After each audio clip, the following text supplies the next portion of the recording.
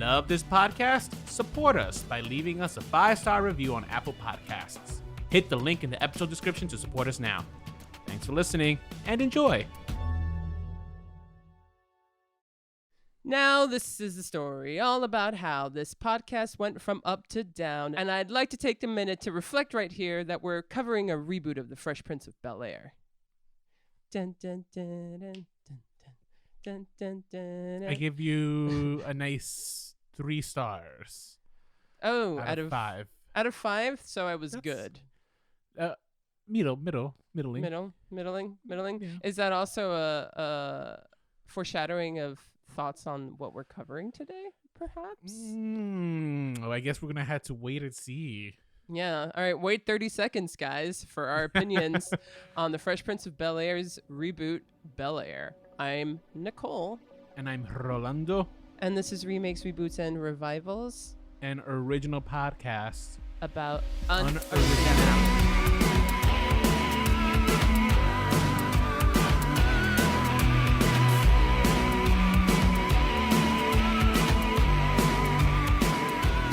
Okay, this week we will sadly not be joined by Eddie Z fans, so, Eddie Z fans, you might as well tune out now because he's not going to be here. No, don't. Show him that we are strong without him still. Yeah, and this is a much needed kind of movie break. We haven't done TV in a while. I feel like it's been a lot of movies. Has it? I guess. It has. Coda, Batman, the Nile, Cyrano. Yeah, Cyrano. Cyrano I'm still mad about. I'm still listening to that soundtrack. I don't know why. But okay. So we're actually going to probably do a quarterly review from now on, so pretty soon we're going to review all the stuff that we've covered from January into March. So this is one of the last ones we're going to be doing. And this is a pretty controversial one. If you follow us on Instagram, Rolando even posted a video, about the fact that this was coming out and just people just not into it, right? Because growing up in the 90s, if you're kind of like a kid who grew up in the 90s, Fresh Prince was the coolest. And that legacy is very much intact, kind of like how Friends' legacy is very much intact for 90s kids. And so to touch it is kind of almost blasphemous, right? Right. And obviously, Rolando, I don't want to speak for you, but you weren't too thrilled about the idea of this reboot, were you?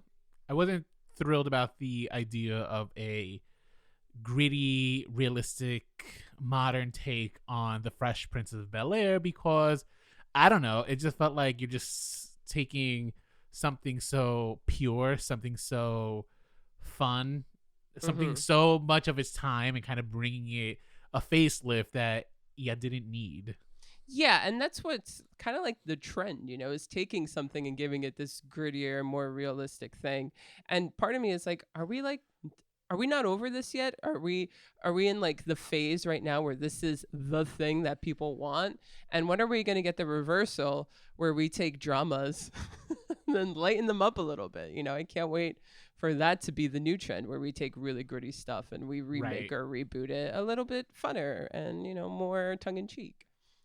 You got a great one with 21 Jump Street when they did that. Yeah, well, I never saw the original 21 Jump Street, so I don't know the tone change there. It's there you go. Very big tone. It's a huge tonal change. That too bad we didn't have our podcast then because I really enjoyed that film and that would have been fun to talk about and discuss. But anyway, and even if you didn't grow up in the 90s and you're one of our listeners who might be a little bit older, I think at least the lasting cultural impact this has had. I mean, you kind of can't bring up the Fresh Prince without discussing the iconic theme song and fact that it launched Will Smith's career as both a rapper and an actor.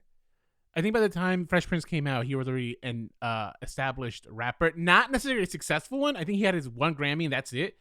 But I don't... Yeah, but next phase to Will Smith was probably the biggest movie star of the 90s. Right. I think as a result of, this show for sure helped. He had no acting. He had no acting skills. He had none. By the time the first season of this drops. And little by little, he honed his skills and he would become this blockbuster phenomenon. Yeah, the show ends and then he releases his album, Getting Jiggy With It or whatever that's called. stars in Men in Black, stars in Independence Day, you know, has even Wild West, you know, had a huge song to it. So it was like he was just kind of everywhere, and he was the coolest guy growing up in the 90s. You forget Bad Boys.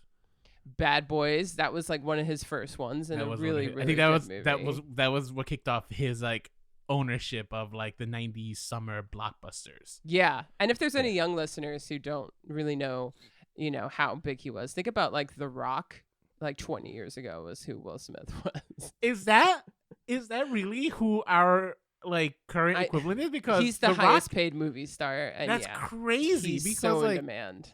he's I mean, no, this isn't like an ageist thing, but like, you know, Will Smith was like this like young 30 something, I don't know, like prime of his life. I'm not saying that The Rock isn't, but like when you compare, like The Rock has had like a long career up to this point, you know what I mean?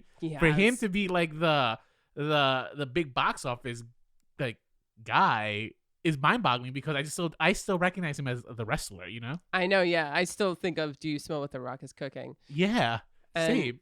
It is pretty crazy. But it's also like The Rock is not going to the Oscars, but he was at the Super Bowl just to be The Rock. Like, that's how big of a star he is. Like, he's at the #1 event that people are watching on television.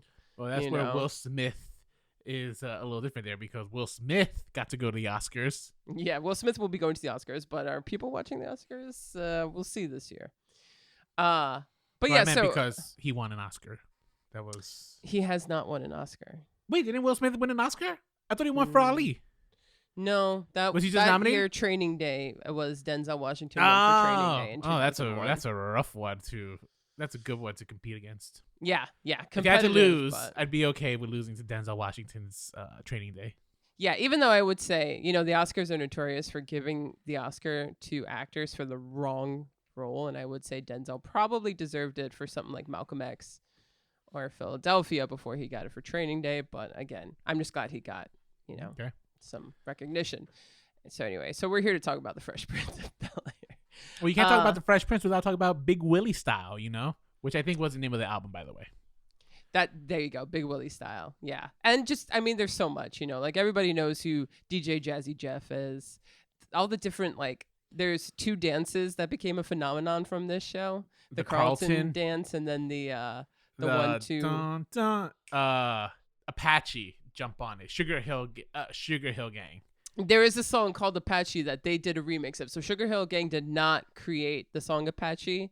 It's you know, Apache, the song has been around for a while, but they did a remix of it that then, of course, got popularized in Bel-Air.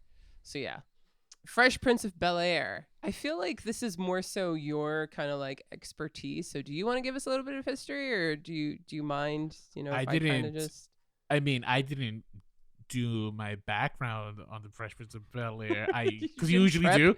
But for this episode, I prep for the background on Bel-Air, as is my usual well, shtick. true. But I mean, in terms of the show, Will Smith, long and short of it is, Will Smith was approached by NBC to do a pilot, and they developed this idea. It's like, all right, what if we make a TV show about like this kid from Philly who gets sent to Bel-Air? This is going to be a kind of a fish out of water, kind of a culture clash TV show. That's like the premise. It's a sitcom. And they released a few episodes, and to their disbelief, it became popular because they were ready to fire Will Smith, right? Like, NBC was not happy with like his bad acting, and they thought like, this is not going to succeed. Let's fire him and like just either get rid of the show or move on with a different actor. However, much to their surprise, Will Smith's charismatic charm just wowed America, and the show would go on for 4 years before getting canceled by NBC, and then after a strong letter writing campaign would come back for another 2 more years. Yeah. And in those 6 seasons, they replaced the actress who played Aunt Viv to to a lot of drama behind the scenes. Interesting. Well, before we get into that, I do want to say that the creator of the show, who is a music manager named Benny Medina, he kind of based this show, he created it and he kind of based it on his own life. He grew up poor in East LA, befriended a rich white teenager who lived in Beverly Hills, Oh. and they pretty much let Medina live with them. So Isn't he's that like, the dream?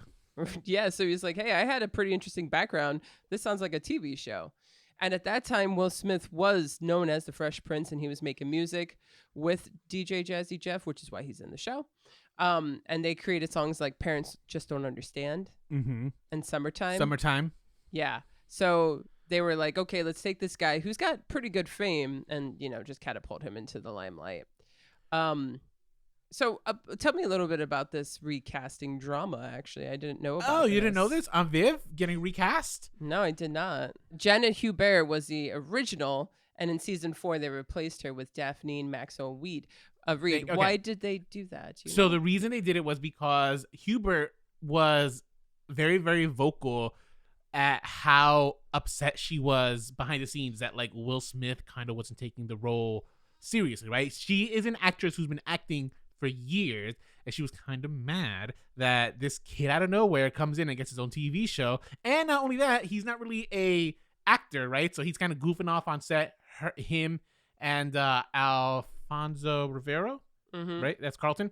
The two of them would kind of goof off and have fun on set, and this was much to Hubert's dismay. And she also felt that she was kind of the bigger, not the star necessarily, but like a lot of the better episodes of the TV show really revolved around Aunt Viv. And as a result, when she came in for negotiating her paycheck, she wanted a bump. Network said no. And she was kind of creating such a hostile work environment that like the cast didn't back her up. And so they fired her and replaced her with a new Aunt Viv. Look at that. And new Aunt Viv comes on, and this Aunt Viv kind of disappears a little bit, right? She kind of becomes a little bit, she's quieter. I don't even think she had any like major storylines that revolve around her anymore. Whereas the other Aunt Viv, like she was, I mean, the first 3 seasons, like Aunt Viv is just such a presence, right? She is beautiful, not just beautiful, but like she also had like these like very, very outspoken black storylines. Yeah. You know, that the new Aunt Viv didn't get. And, the other thing, it's a very significant difference because there's a very big difference in the way they look. The new Aunt Viv is a lot, she was lighter skinned and stuff. And I think when they cast a lighter skinned actress, they kind of also took away a lot of that like blackness that was associated with the character originally. Interesting. Yeah. So you really watched this growing up, didn't you? Oh yeah, no. This show I didn't watch the show like I didn't know when I was watching this. I didn't know that this show was like I didn't understand what syndication was. I didn't understand like what first run episodes were. I just saw this show on Channel 11, whatever, and because they would play it all the time, and I just grew up on this show. Like it would just play all the time, and I would watch it. And I've probably seen every episode like at least 5 times. Wow. Okay. Yeah. So I saw this show growing up, just like I saw Full House and Growing Pains. But after a certain age, I stopped watching it, and my memory of a lot of those shows that I grew up watching has faded. So I did have to really go back and watch this show, to get a sense of it. Right. And I did see some interesting episodes. And the Fresh Prince of Bel-Air's plot is, we've all seen it. If you're listening to this, you know it. But, just to sum it up, Will is a street smart kid from West Philadelphia who gets a little in trouble, probably while playing street basketball, and gang members confront him. According to the lyrics.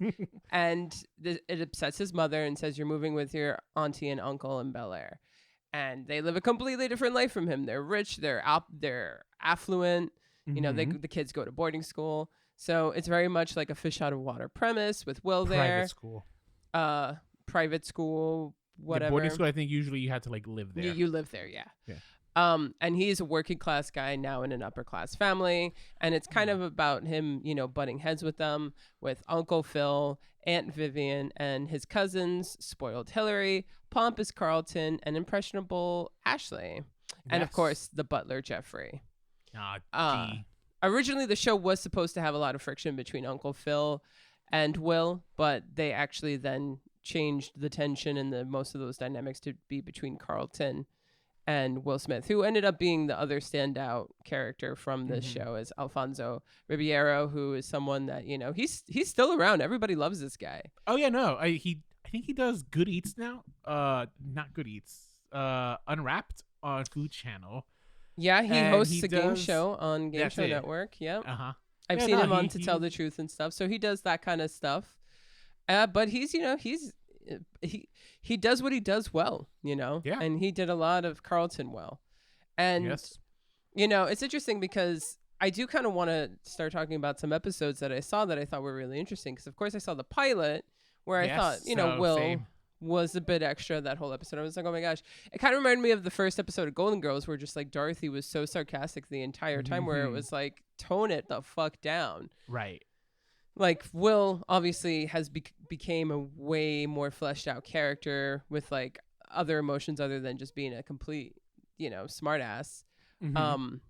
But it was interesting because Zero Carlton, and you did see that it was more so between Phil and Will. Yes. Couple There- episodes later, though. Oh, I was gonna say like they were your. I mean, he was the father figure. He ends up becoming the father figure to this character that, you know. And I think in the pilot they did a good job of establishing more or less what the not even thesis of the show, right? Because I don't know if it had a thesis, but like this whole idea of just like they explored this in a way that like the show wasn't exclusively about this, but it's just like what does it mean to be black, right? Yes. Like Will Smith has his version of what it is to be black, and Philip, the Banks family, because they are affluent, they have their own version of what it means to be black. And is there a lesser version, right? I think that's like what the show, I think in its best episodes, tries to explore. And they usually, and I think the reason Alfonso Carlton Mm-hmm. becomes such a major character is because that's where that duality really exists between Will Smith, because his character's name is Will Smith, and Carlton. Absolutely. And I one of the episodes that I kind of want to point out is actually the 6th episode of the first season. It's called Mistaken Identity. Did you watch this? Yes, this is the So one where you they know get this arrested. episode, that they get arrested. So pretty much like Will and Carlton drive one of Aunt Phil and Aunt Viv and Uncle Phil's friends to Palm Springs because he's using his helicopter. Mhm. And of course, 2 young black men in a car, they get pulled over by police officers. Mhm. And Carlton, who, you know, doesn't live the life of a working class, you know, average black citizen, thinks there's nothing wrong with it, whereas Will knows exactly what's going to happen in this interaction with the police officers, and they get put into jail. And pretty Mhm. much Will plays it too, that it's like, they think I'm guilty, so I'm going to give them what they want so I can get out of here. Right. At the end, a lot of interesting characters happen. A lot of interesting conversations happen between Will and Carlton, and then Carlton with his father, where Will, you know, is just like, so what did you get out of this, right? Like, oh, well, Carlton says they were just doing their job, Yeah. right? We were going really, really slow. And Will's like, oh, no, I always thought that they pulled me over because of racial profiling because, you know, it's a nice car and I'm a black man and I shouldn't be in that car. But no, oh, right. It was because we were going slow. Thanks for covering that, like clearing that up. And then he asks his father, wouldn't you have done the same thing if you saw someone going slow? And his father was pretty much like, I remember when I asked myself that first fucking question. Mm-hmm. And Carlton just thinks to himself, like, but I would have done the same thing, right? And he almost has this crisis where it's just like, you know, is this the reality that I never knew about? Is this going to be my reality? Like, Mm-hmm. and it was so interesting. And it's interesting too because this is 1990. I know this nothing has is- changed. You know, this is Rodney King era too. I don't remember quite the year, but around this year, you know, we get that footage of Rodney King being brutally beaten by the police. So it's crazy because, yeah, like literally 32 years later, it still hits home. Yep. So I was just really kind of like blown away by that episode. And just another episode that I thought was really, really strong. I think it was in season 3 was when Will's father shows up. Is that season 3? And it's either season 3 or 4. I could have sworn that was already with New Vivian, but but okay, yeah. It might Go have on. been. Okay, But yeah. yeah, So I think it was he- season 4, but that is a good episode. That's also where we see we start seeing like Will Smith's acting chops. Yes, for sure. Pretty much he shows up and he just is like giving Will all this promises about him being in his life, and Will's just getting so excited about his dad, and then one day his dad just bounces. And Will can't take it, this abandonment that he feels from his father. I mean, I'm really, really summing it up. Yeah, but, I mean, because that had two good moments for Will Smith, like both the actor and the character, where the first fight is between him and Phil. Yes. Right? Because up to this point, Phil has been that father figure. He's giving him the warning, like, look, don't get your hopes up. And Phil, and then this is where he says, like, you are not my father. Just like kind of snaps at that, right? Mm-hmm. If I remember correctly. Mm-hmm. And then when the father is like trying to make a quick escape and has to like actually see his son and tell him like, oh, I'm not, all these things that we promised we were going to do for the summer, I can't do them. I'm sorry, I'm going to go. Yeah. And Will Smith just has like this awful, like sad moment where he's just like crying. And I think he has like, why wasn't I good enough, man? Yeah. Yeah. And it's so sad. Actually, I didn't even see this episode recently, right? Because that's a rough one to watch for me. It's just such a sad episode. I mean, right now I'm welling up. Not really, guys, but it's nice to say. Yeah, and who's there to help him through it is Uncle Phil, So it's also like, what is family, and who really is your family? Is it your blood, or is it the people who take care of you and who love you?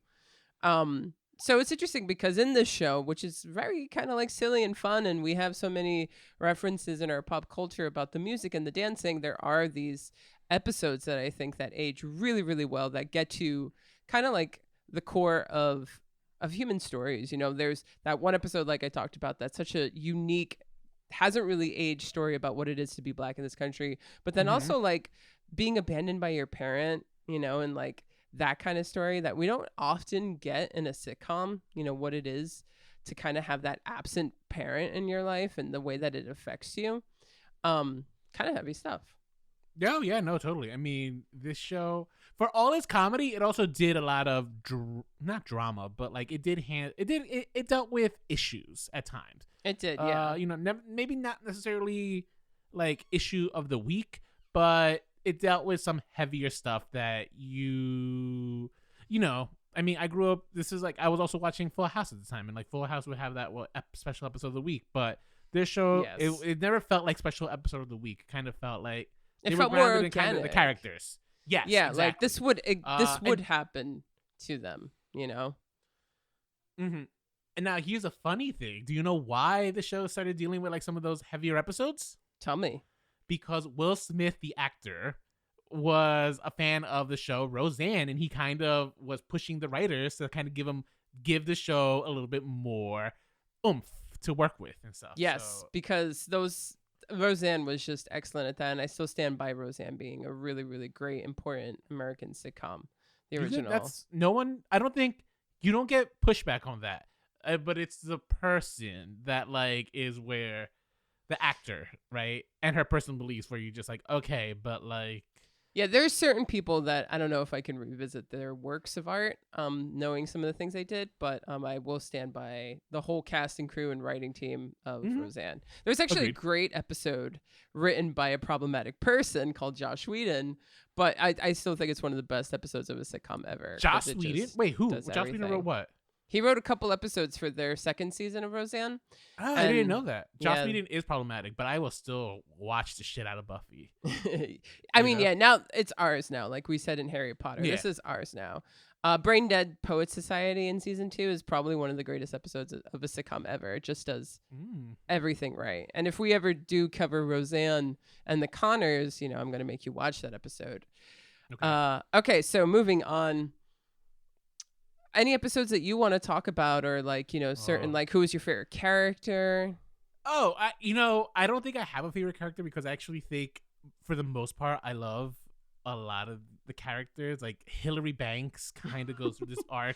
Just like with Demi and Bruce. She starts off Charlie such a dummy, and she doesn't change the kind of that ditziness. However, she does find success. She becomes like she goes from weather girl to being like a, Oprah Winfrey type character by the end of the series, right? She gets her own talk show. Hillary, she goes through that rough engagement where like her fiance, who was, I think he was like the news anchor, he dies during the proposal, right? I don't know if you saw that episode where she's waiting. She's like dressed in her wedding gown, watching TV with the family because he's going to propose to her on live TV on a bungee jump. and he dies. Holy shit. And now that's a bit much. That's not very organic. It's so funny. the It's just plot. like, Hillary Banks, will you marry? And then, yeah. I still laugh. So that's Hillary's. I like Hillary. Carlton is a character that I kind of grew to like as like they flesh out like his at like the tension that is ultimately at the core of what's between him and Will. I think they end up forming such a great friendship by the end of the series. Jeffrey is another one that I actually I love him. Like, he's just so witty, so like quick to like just not snap, but like he will clap back to the family all the time. And he's just I so roll funny. at the kids and stuff, and it's just like, no, I'm just gonna do my job and not do anything else if I don't have to. There are those 90s shows too that people just like hold in high esteem, and the way we view them, I think, will always just be like, this holds up, it's relevant and stuff. And I do think that this is a show that holds up more so than, say, Saved by the Bell or whatever. Exactly. No, I would agree with you. Like, Saved by the Bell is cutesy, but like it just didn't have the star power that this show has, because I think all the actors in the original Fresh Prince of Bel-Air are so strong. Specifically, James Avery, who plays Uncle Phil, the late great James Avery, right? Yes. I was so bummed out when he passed away. And Will Smith is great, but like a lot of the heavy lifting the show does is because he's able to just bounce off of James Avery. Like the two of them really do create a great dichotomy together. Yeah. And what about Ashley? Oh, I liked Ashley. So she had a storyline where she becomes a pop star for 2 episodes. And she has this great song. Don't know.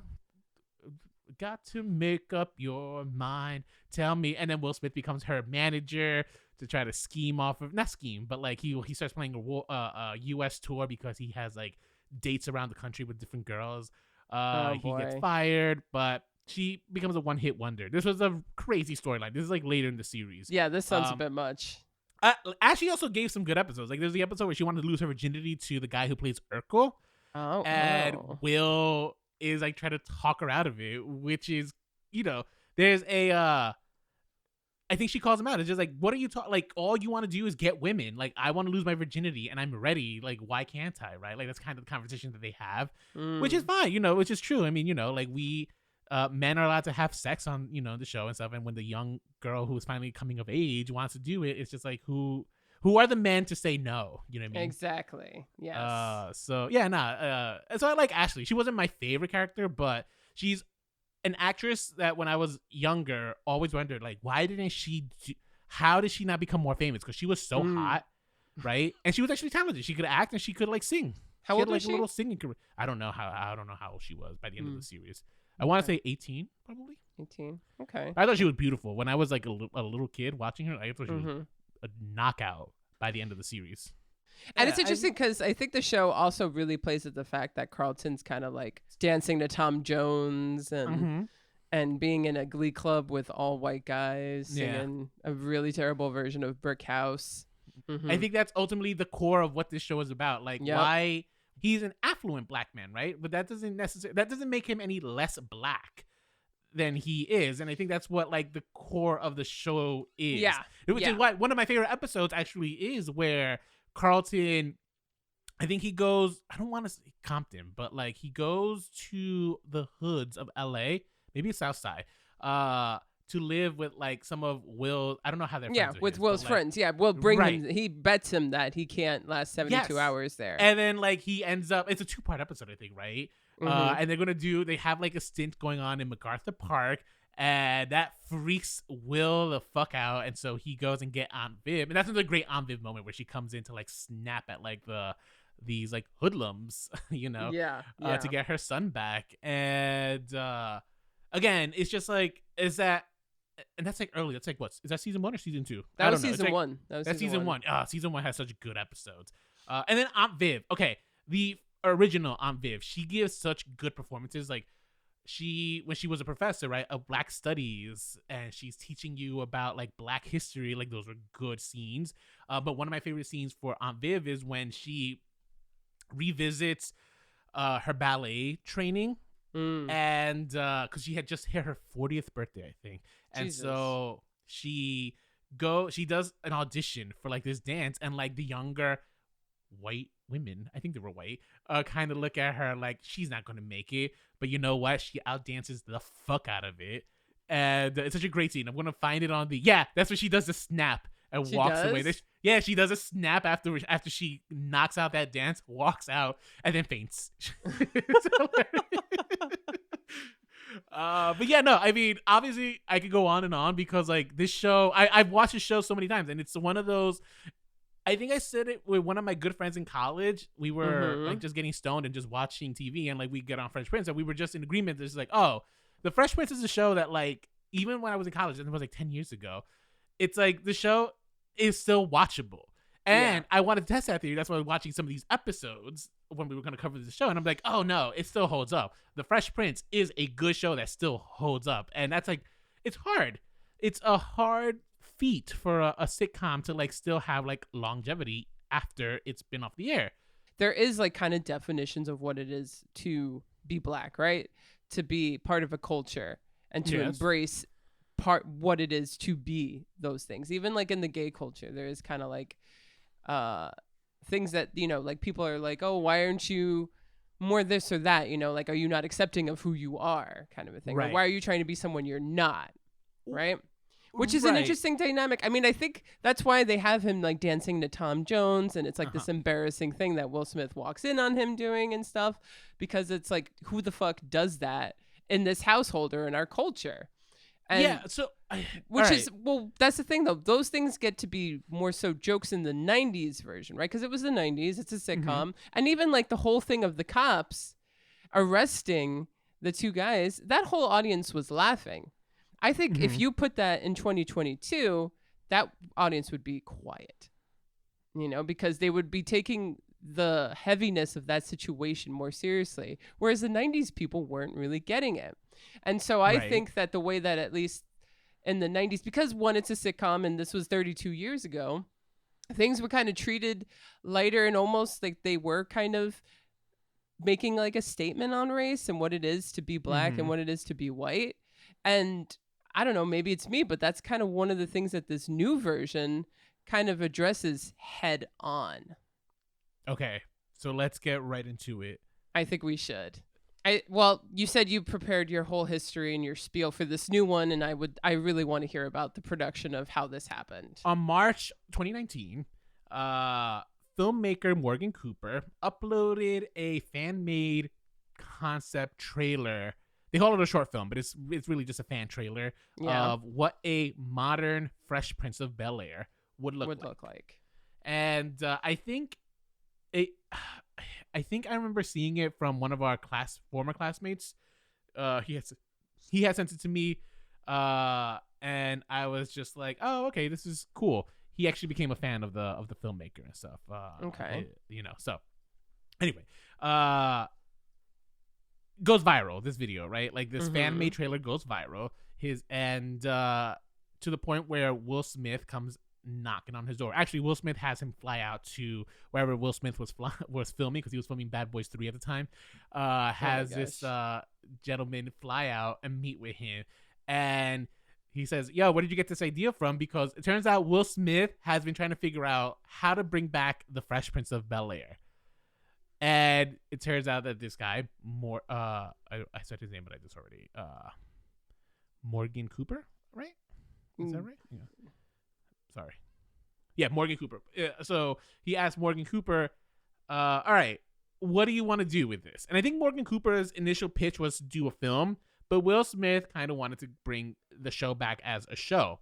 And this is all happening as the Peacock is also in development. So Peacock, while it's also being worked out, has a meeting with Will Smith, and they announce together that they're going to do that this show Bel-Air is going to be picked up for 2 seasons. So they got a 2-season deal out of this deal. Now this guy Morgan Cooper living the filmmaker dream right there, right? Because seriously, like I bow to him. It's just like, I wish I had the talent to make a fan trailer and then have it turn into a film. So it was announced officially in August of 2020. So this is peak pandemic. And I don't think we saw the first trailer until like maybe a few weeks ago, whenever I posted, maybe a couple of months ago, like early this year. And, Will Smith was attached. They built a writing crew around it. And they just, the pitch of the show is basically, we are going to turn this comedy into a modern drama. Yeah. And here we are, Bel-Air. Yeah, and this only just recently started coming out, right? Like, I think it was released in February. February 13th, 2022. There we go. So we're a month behind, but this is still a relatively new show. If you're listening when this it is drops. well, yeah, because I think that the season finale drops probably this weekend. There we go. Mm-hmm. How many episodes did you watch? 3. I saw the initial 3 that came out with the drop, because the first 3 episodes all dropped at the same time. Yeah, me too. Okay, first off, what'd you think? Okay, I came in closed-minded. I came in saying, it's just like, I don't need this. Why am I getting this? Like, who is this for? And then as I'm watching it, I realized, oh, this is for me, because I do love a good teen drama. It was a black version of The OC, which listeners should know is like one of my all-time favorite teen shows. It was also, the first episode was a very Euphoria light. And that's like one of my newer favorites. So, by which I mean, it's just like the Morgan Cooper, who also directed the first episode, he stuck to a lot of the aesthetics that he had for the original one, which was kind of like it starts off with Will Smith, who's also Will Smith in the show, like sitting in a throne. And they're alluding to like this crown, right? Like his mom is telling him like, you're going to be a king one day, get your crown, right? And so they have like these kind of I don't know, not surrealists, how would you describe them? Expressionists, shots of like him, like they're almost surreal, right? They're not really part of the reality. They're just like kind of there, kind of showing us like what's in his head, or visualizing like what we see. Then we see those twice. We open the episode on that, and then we also see him like when he's in that pool, when he gets thrown into the pool and Lisa comes and saves him. Yes. Right? We kind of go back to that kind of that motif, that kind of like surrealist feel. It felt very Euphoria like. Okay. Because that's what Euphoria does a lot.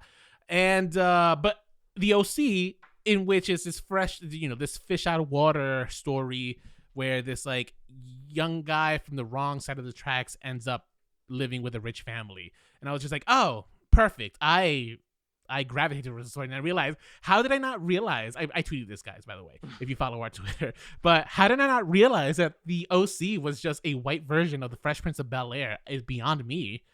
But this show just solidified that for me. So we're just seeing we're just seeing these stories just rehashed over and over again, guys.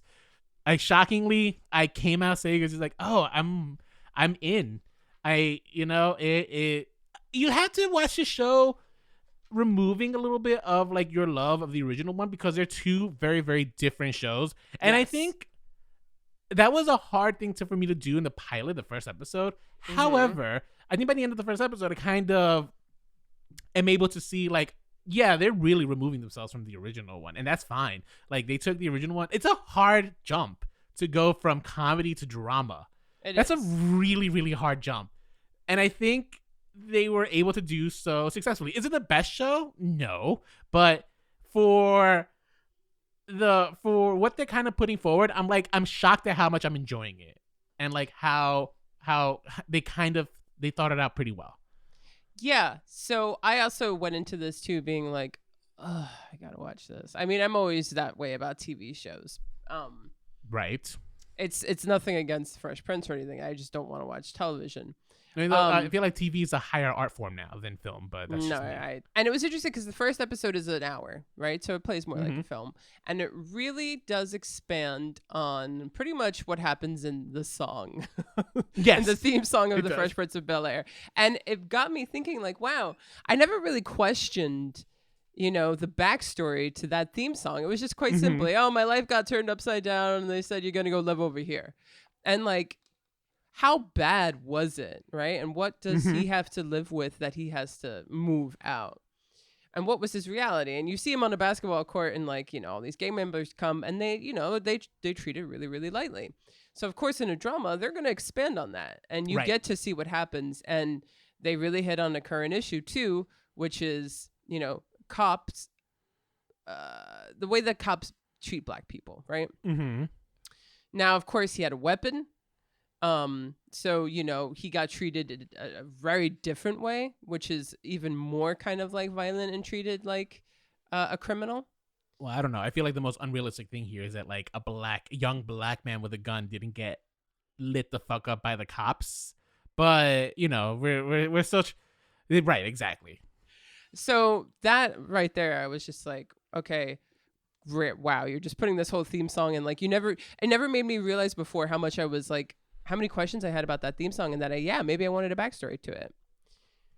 It kind of lost me once that villain became so persistent to kill him that like now he's like trying to find him in Los Angeles, and it's like putting like a fucking thing on him. I'm like, this is a bit much. Yeah. I don't disagree with you there. I'm just like, okay, we don't need like we have Carlton as the villain. I think that's sufficient. We don't need he's not even the villain, the antagonist. I don't need like Will to have like an even higher enemy. You know what I mean? Like it's just like this is fine. We're out of Philly. Let's stick to the OC, Bel-Air. Yeah, and that's the thing. Like, can't we create some other source of conflict, right? But this is becoming a thing, at least in the episodes that we saw. He comes to Bel-Air, and the family dynamics are pretty similar to the ones that were established in the new one. But now, this whole tension between him and Carlton it's not funny, it's not light, it's really intense. These two do not like each other, and they represent two very different types of men. One East Coast, one West Coast, and one who has this idea of what it is to be a member of his race, and one who has an idea of what it is to be a member of his class. So you have class and race dynamics kind of going up against each other. And, that's the thing. They say that the things that dominate this earth and that the people look at more are race, sex, and class. And everyone varies. But to me, I'm the type of person who says everyone will look at you differently based on your class first. And then they'll look at you based on your race and your sex. Do you feel that way? No, I actually think race first, then class, then... Oh. But what if you saw hang on, now I'm thinking... Because I keep forgetting, like... I usually don't look at sex, but I think more people... So I'm going to say race first, then sex, and then class. Wow, so you think class is at the bottom? I'm not saying like it's like a big gap in between all those. I'm saying like that's like the first thing. So the first thing you'll notice is whether or not someone is what race they are. White, black, if they're a different ethnicity other than other. Then the next thing they'll notice is whether or not this person is male or female. And then the next thing is based off of those prejudgments you have, then class comes into play. I think I need to rephrase my question then, because I think what do you think is like how people judge another person, not first glance, more so like how you are perceived as a person. I think class, because you can be a person of any sex and of any color, but if you're fucking rich, everybody loves you and treats you a certain way. Yes, I think, not at first class, not at first glance. I was thinking just first glance is how they judge. Yeah, no, more so like how people treat you and how you get treated. Absolutely, class, 100%. You're 100% class will trump. Class will trump race, not by much, I'm saying, but I will say that class will definitely trump race. Like, yes, absolutely, and sex too. I think sex and race are tied for second in terms of how people will treat you and think of you and approach you. So Carlton is very much of that class world, and he knows the power that he has with his class. Whereas Will Smith in this show has more street experience and has been more part of a community, right? He's very proud to come from his community, and his identity as a black man is very important to him. And whereas I don't think Carlton, and correct me if you think differently than me, I don't think Carlton's identity as a black man means as much to him as a rich man does. I would agree with you. This version of Carlton identifies first with class, then he does his own race. Actually, we saw that in the pilot because one of the first interactions Will has with others in Bel-Air is when he goes to the locker room and these white guys are rapping along and dropping the N-word. And Will is just like, no, you don't get to say that. And the first thing Carlton calls him out is like, oh my God, immediately you play the race card, right? So right there, we already see a difference of how they view identity politics here. Yes. And I think that was actually a great scene. I thought that was effectively done. I was just like, okay, they kind of figured out what's going to be the core issue between these two characters. And I thought, okay, effective, very well executed for I hate to say this, for a Peacock TV show. You know what I mean?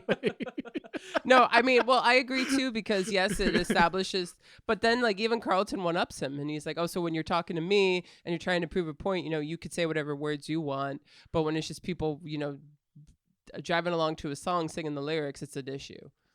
And it is interesting, like, so that immediately is something that this show brings to the kind of like the forefront that was not really something that the other shows dealt with.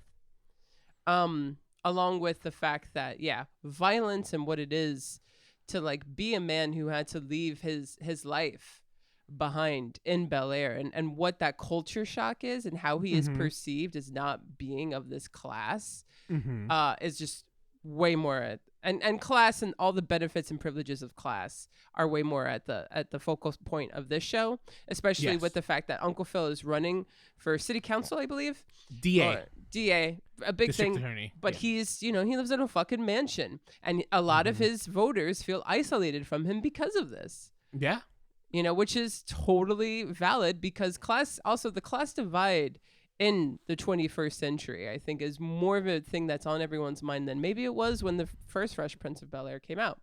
I think it's like definitely one of the biggest gaps we've had since the 20s, right?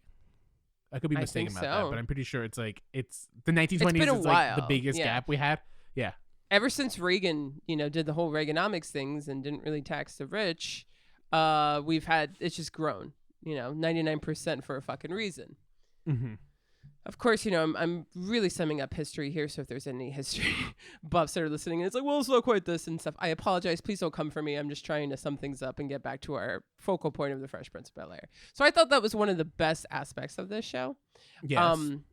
Although, again, just like I liked the fact that they showed what it is, what a young black man has to deal with in cops, then taking that aspect and going a little too television-y with it. Was a bit much. It is a television show, but also it's like if you're going for gritty and real, then keep going that direction. Oh, so you wanted to see Will Smith get?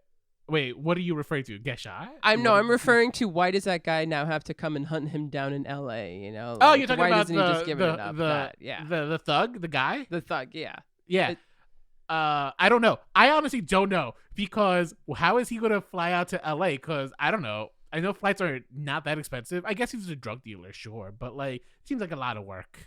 It just seems exactly. Like a lot of work it's all becomes very unrealistic, and it's like okay, now like this guy would have fucking dropped it, like because they're high school students, right? At least that's the implication. Well, I think he's a dropout, but even then, it's just like all right. What kind of money does he have to be like sending drug people money, or himself obviously. to LA? I don't know. I just thought that was too much. I don't disagree with you because it was a little silly. The hunt, the fact that like this guy, the guy who beat up Will Smith, the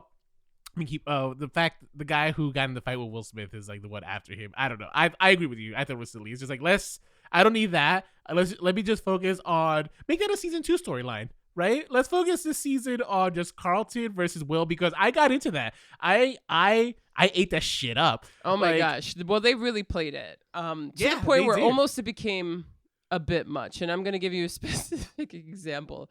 I could have taken a shot every time they closed up. They did a close-up of Carlton's face, watching Will do something, and Carlton looking at him with such hatred with his lips quivering. I could have I could have drank a whole fucking bottle of whiskey to the amount of times I saw that shot in this fucking show. And I loved every second of it. It was so, and it's like, I'm actually kind of for the melodrama of it, but I'm like, damn, like, how many times are we going to see this beat of Carlton just looking at him with utmost hate and jealousy? Well, like, I think you're overusing this, guys. Yeah. Let's all right, let's just take it back a little bit. So I think one of the bigger differences here that we see in Carlton is that the original Carlton was always like kind of like the nerd. Yes. He was kind of like a geek, right? Mm-hmm. Let's take race and class out of it. He was just like kind of undesirable because he's kind of like a little bit of a loser, right? Mm-hmm. You got all the money in the world, but like you're still a loser. This Carlton is not that. This Carlton is cooler. He's doing blowing lines of Xanny like they're cocaine. And he actually has an ex-girlfriend, Lisa, who, you know who Lisa is in the original? No. Okay, so Lisa in the original series is the woman that Will's character got engaged to. They never walk down the aisle. They break up, but she is like, I think like the most outside of Tyra Banks, she's like the most notable love interest. That's right. Did you know Tyra Banks? I did not know that. Yeah, Tyra Banks got her acting start on The Fresh Prince of Bel-Air. She played like his former high school love. Anyway, Lisa in this show, ex-girlfriend to Carlton, which was, I thought, a bold choice, but one that like any writer throws in for the extra drama of it all. Yeah, for sure. And the love interest for Will Smith. She is in the school on like a scholarship or something, right? Like she's not from the area, but she's there because she's a good swimmer, and she kind of has her eyes set on, you know, doing Olympics or something down the line. I don't know. The point is that she is what is causing a big part of the big rift between Carlton and Will. I just want to go back to, so Uncle Phil, I just want to say this. James Avery is God bless the man who decided, I'm going to take up the role of Uncle Phil, made famous by James Avery, because that is a very, very hard pill to swallow. And even I'm still not necessarily the craziest about this version of Uncle Phil. I don't know. I need my port. I need him to be bigger. I need him to be I'm like chubbier. I need that kind of like larger than life feeling that like James Avery brings. This guy brings it. He's everything that James Avery gave you was mainly based on his weight. Not his weight, his stature. He's so big. He's like he feels so much larger than life because Will Smith is a tall guy. And James Avery is just still much more imposing.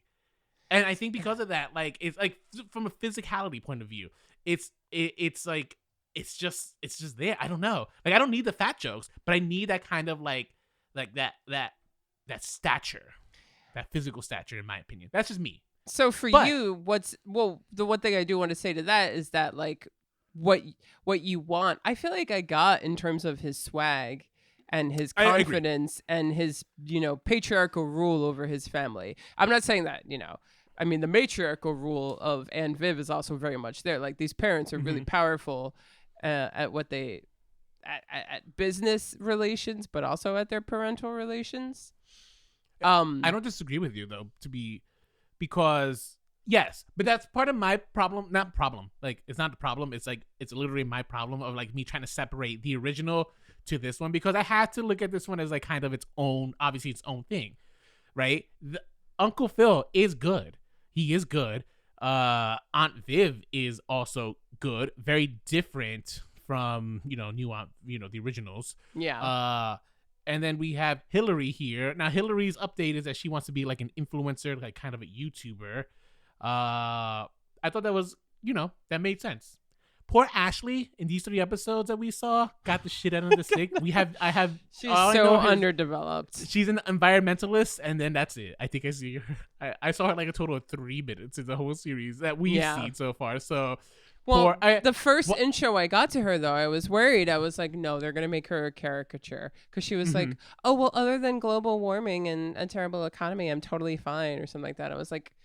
And then maybe the writers realized, like, you know what? We fucked up on this one. Let's just erase her until we get it right. Seriously. What was the character from And Just Like That?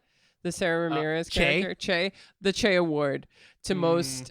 We should hand that out now to the biggest caricatures of like young people or gay people or whatever. The Che Award this year goes for this episode will go to Ashley. I was going to say, how could you have this year go to anyone but Che herself? I mean, Che wins it because she created the award. It's named after her. But what did you think about Hillary?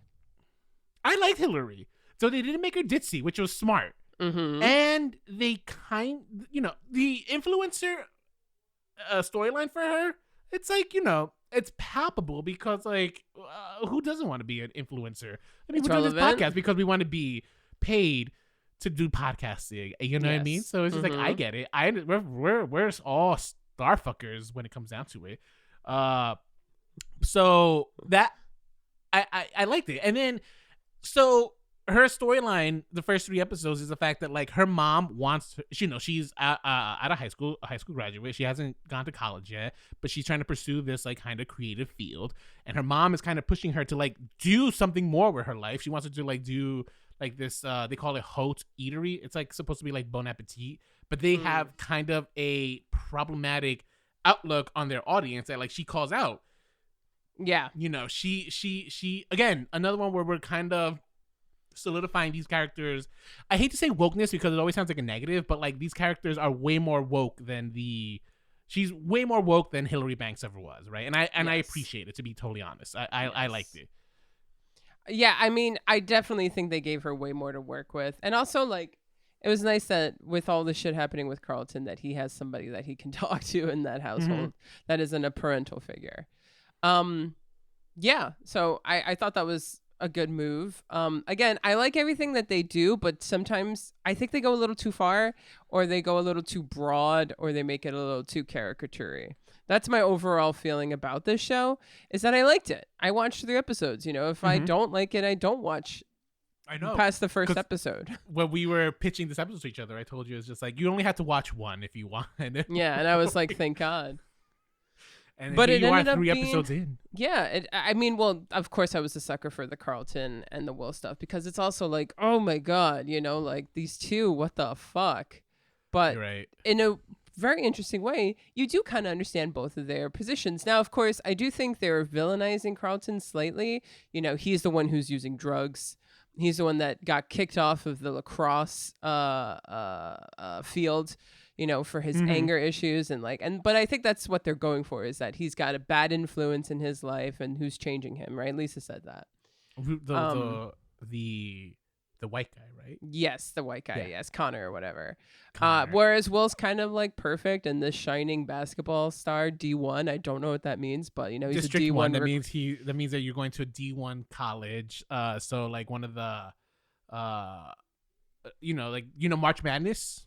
Yes. This is a gay guy trying to explain like college basketball to you. I even know barely anything of it, but that's what a D1 school is. One of those like schools that like are usually featured in March Madness. Oh, like St. Peter's. Is that a D1 school? I think Jersey St. City? Peter's. Yeah, I think St. Peter's got all the way to March Madness, and they got pretty far ones. Okay, maybe I'm talking out of my ass because I thought that was like the schools in the Midwest, like yeah. So Notre I Dame. mean, again, we're two gay film nerds trying to discuss basketball here. So, but that's the thing. Like, I actually felt bad for Carlton too, because it's like everyone's kind of like, Will's killing it. Not really doing that much bad things, good head on his shoulders, and here you are looking like a stupid little shit who's losing himself. He is kind of a spoiled little shit though. He is, yeah. Right. And that's the thing. And that, when is it Xanny, or is it he's just lying and he's actually doing coke? I don't know. I mean, when he was at the party, he was doing lines, and I don't know if that kid was doing lines of Xanax. I think Xanny's more in right now, to be honest. If I'm to believe Euphoria. Xanny is in. So is fentanyl, but like I don't think they're fucking with that in Bel-Air. I could be wrong. It's a shame because Xanax isn't that great, guys. So don't do Xannies. Well, when you're a dumb teenager, like what else do you know? Yeah, exactly. Yeah, kids don't do drugs. Yes, kids. Even though I think our listeners are actually older than us, kids don't do drugs. Yeah, I mean, overall, this is actually something that the question, did we need this? Because I was about to say something about that, but I have to ask the question first. How much do you think we needed this show? I don't think we need it. Yeah, I don't think we need it, right? But considering we don't need it, I'm kind of still liking it. I think it's just like, you know what? This is a hard task. Yeah, to go from comedy to drama. That's a hard thing to do. Easier to do the opposite. But I think, props to Morgan Cooper here for coming up with the concept that works and kind of figuring out like, okay, these are the elements that were in the original one, and this is how we can dramatize them. And you know me, and expand. Yeah, I'm a sucker for teen dramas. This is so far better than the new Gossip Girl, for example. Because that's the thing. I'm, is it better than Euphoria? No, but it's trying, and I appreciate it. It has a vision, and I like that. Yeah, to me, the most interesting part of all of this was that it was a fan-made thing that went viral and got, greenlit for 2 fucking seasons. That gives me hope for a next generation of content creators. And that, because now if you're trying to make it in the movies, film festivals are bullshit. How do you get recognized by a studio or anything? Like filmmakers have been kind of drowning for a while. Well, now here we have this new platform, like something like TikTok, which I think people should embrace and stuff, to put content out there, because you never know who's going to fucking watch it. And the influencer trajectory really is going to get people far. So more than that, I thought that was really interesting and exciting, like new wave of content creators for film and television. But what did you guys think? Did you watch this episode? Did you see our video about this and just were so turned off by the idea of Bel-Air? Did you give it a shot? Let us know your thoughts. Email us, remakesrebootsrevivals@gmail.com. We are active on Instagram at Remakes Reboots Revivals. We're on Twitter at Remakes Podcast. You can find us on YouTube and Facebook. Search for Remakes Reboots Revivals, and you can subscribe and catch our videos and podcast episodes on our YouTube. We also have a hotline where you can call in and let your voice be heard, and that number is 862-248-2326. That's 862-248-2326. And if you enjoy this podcast on whatever platform you listen to, just give us a little bit of a rating. Let your thoughts be heard, and we would love to hear your thoughts and to see your overall support for this show. We've been doing this for a while. 3 years, almost 4, My God. Yeah, it's been a while. Yeah. Wow. So yeah, if you've been listening for a while and you have some thoughts or something you've always wanted to say, don't hesitate. Reach out. A couple of you have, but we want more. We want more. Yeah, we do want more. So, always yeah. More. So yeah, we'll discuss what we're gonna do next week. Maybe it will be our quarterly review. Maybe we'll do one more before our quarterly review. But until next week, stay unoriginal. And if it's St. Patrick's Day when you guys are listening to this, happy St. Patrick's Day. Happy St. Patrick's Day.